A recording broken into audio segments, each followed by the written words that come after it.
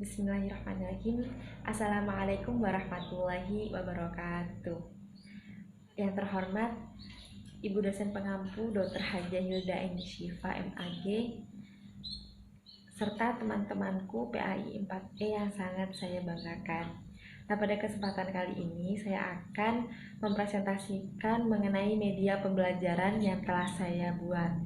Nah, saya memilih media visual proyeksi pada jenjang SMA berupa PowerPoint.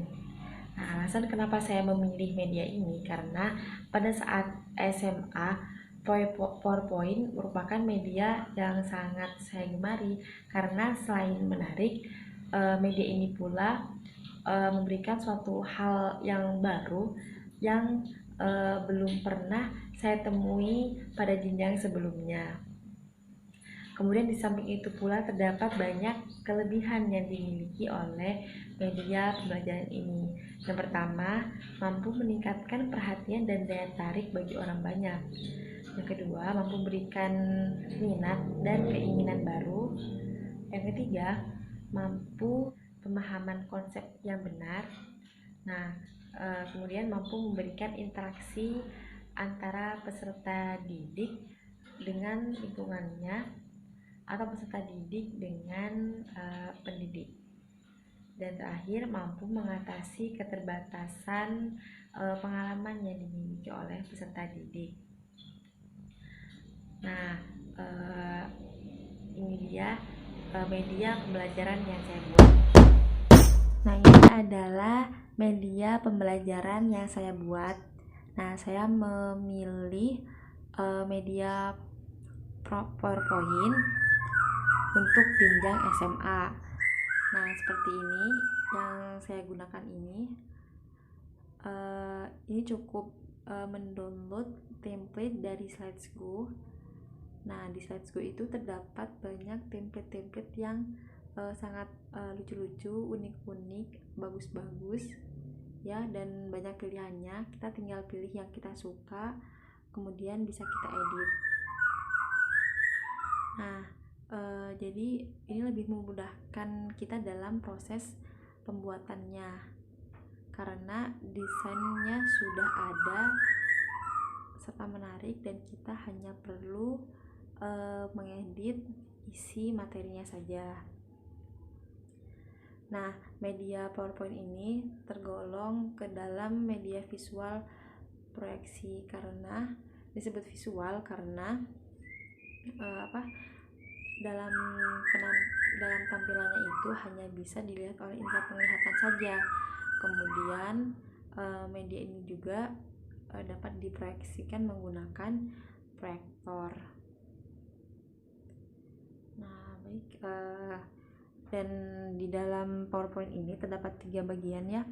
Ada pembukaan, ada isi materi, dan ada bagian penutupnya. Nah, langsung saja kita lihat isi dari PowerPoint ini. Baik, kita putar. Nah, ini termasuk pembukaan. Ada salam, ada teori di sini adalah motivasi ya, motivasi. Nah, ini bisa diganti atau bisa dikreasikan dengan video-video motivasi ataupun kata-kata bijak dan yang lainnya. Nah, ini berfungsi untuk menarik perhatian siswa.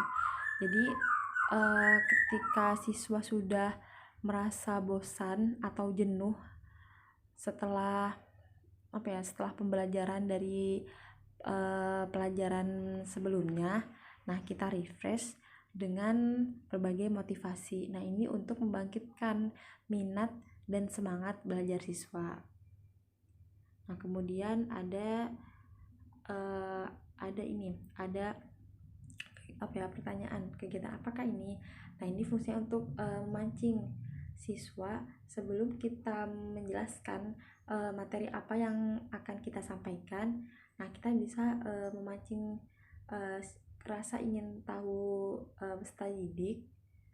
Nah, gunanya untuk menarik perhatian mereka agar ketika kita menyampaikan materi yang akan kita pelajari, nah siswa itu sudah connect seperti itu. Jadi siswa sudah berkonsentrasi. Nah, ini masuk dalam isi materinya.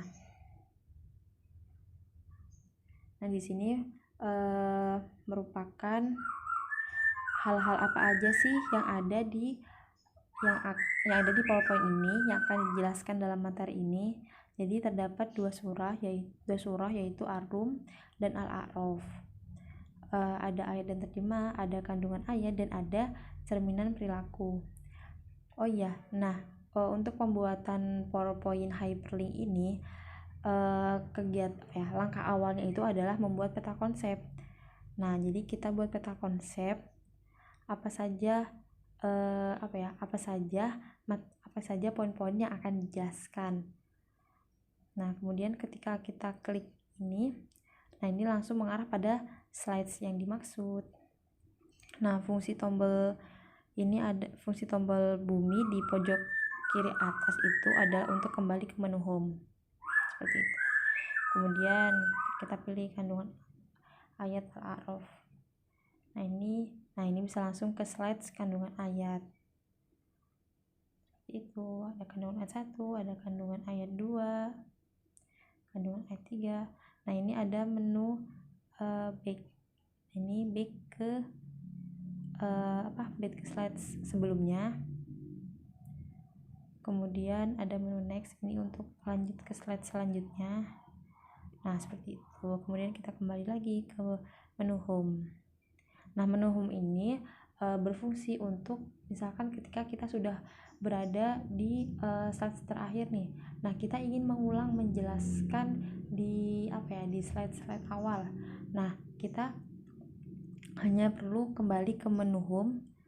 Kemudian kita pilih poin apa yang ingin kita jelaskan kembali atau ingin kita buka kembali. Seperti itu. Nah, kemudian ada penutup. Nah, jadi di penutup ini ada slides, ada pertanyaan. Nah, ini fungsinya untuk kita menanyakan apakah ada materi yang tidak peserta didik mengerti. Kemudian kita bisa menjelaskannya kembali. Nah, selanjutnya ada siapa berani. Nah, di bagian ini nanti kita bisa menyuruh peserta didik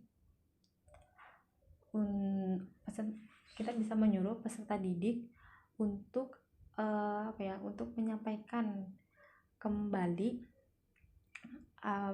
apa yang telah kita jelaskan. Nah, ini disebut dengan mendemonstrasikan keterampilan. Nah, peserta didik dapat menjelaskan materi apa yang mereka pahami.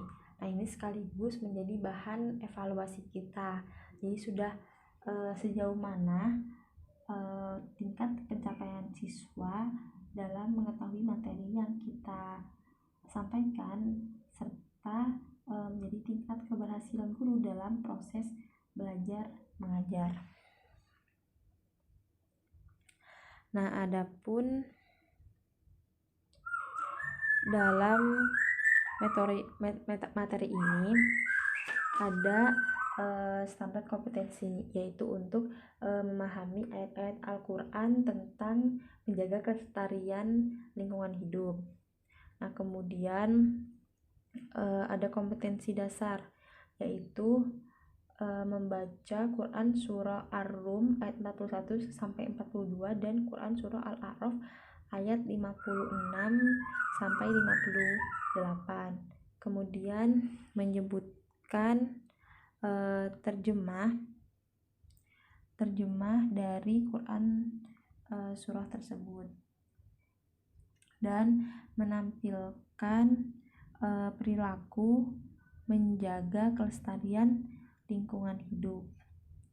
Nah, adapun indikator hasil belajarnya, yang pertama, siswa dapat membaca Quran surah Ar-Rum ayat 41 sampai 42 dan Quran surah Al-A'raf ayat 56 sampai 58. Nah, jadi dalam pembelajarannya nanti kita bisa menyuruh anak untuk membaca ayat tersebut, bisa secara bersamaan maupun ditunjuk satu persatu. Kemudian siswa mampu mengidentifikasi tajwid. Nah, setelah membaca ayat, kita bisa menanyakan tentang tajwid yang ada dalam ayat tersebut. Kemudian mampu menerjemahkan dengan benar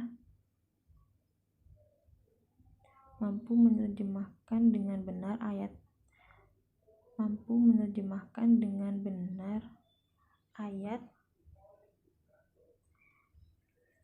tersebut, dan mampu mengidentifikasi perilaku menjaga kelestarian lingkungan hidup.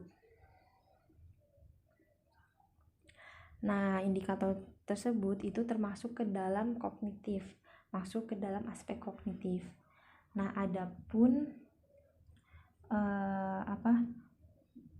indikator yang lain yaitu mampu mempraktikkan perilaku menjaga kelestarian lingkungan hidup yang sesuai dengan Quran surah 41 sampai 42 dan Al-A'raf ayat 56 sampai 58. Kemudian mampu menunjukkan perilaku menjaga kelestarian lingkungan hidup dalam kehidupan sehari-hari. Nah, ketika setelah mempelajari ini timbul rasa kecenderungan pada diri siswa untuk menjaga lingkungan sekitar. Nah, maka poin afektifnya sudah tersentuh. Nah, wujud nyata dari ranah kognitif afektifnya itu ketika siswa mampu mempraktikkan perilaku yang tercermin dalam Quran surah tersebut. Nah, seperti itu.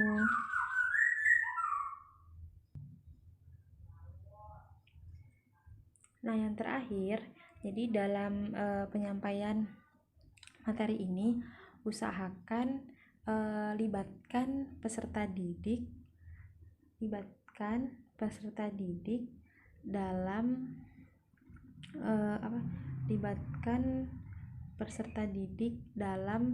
proses pembelajaran. Jadi peserta didik dapat ikut aktif dalam proses pembelajaran, tidak hanya pasif. Nah, seperti itu. Kita bisa menyuruh mereka untuk membacakan ayat, untuk menebak tajwid, atau untuk menerangkan kembali apa saja yang telah mereka mengerti. Ini bisa kita menunjuk satu persatu atau kita menanyakan siapa yang berani untuk tampil ke depan menjelaskan apa yang telah dia mengerti mengenai materi pembelajaran. Nah, mungkin cukup sekian apa yang dapat saya sampaikan dalam dalam PowerPoint yang saya buat ini. Kemudian, ini ada tombol finish. Nah, ini untuk di slide terakhir. Sekian apa yang dapat saya sampaikan mengenai media pembelajaran yang telah saya buat. Mohon maaf jika terdapat banyak kesalahan dan terima kasih atas perhatiannya. Wassalamualaikum warahmatullahi wabarakatuh.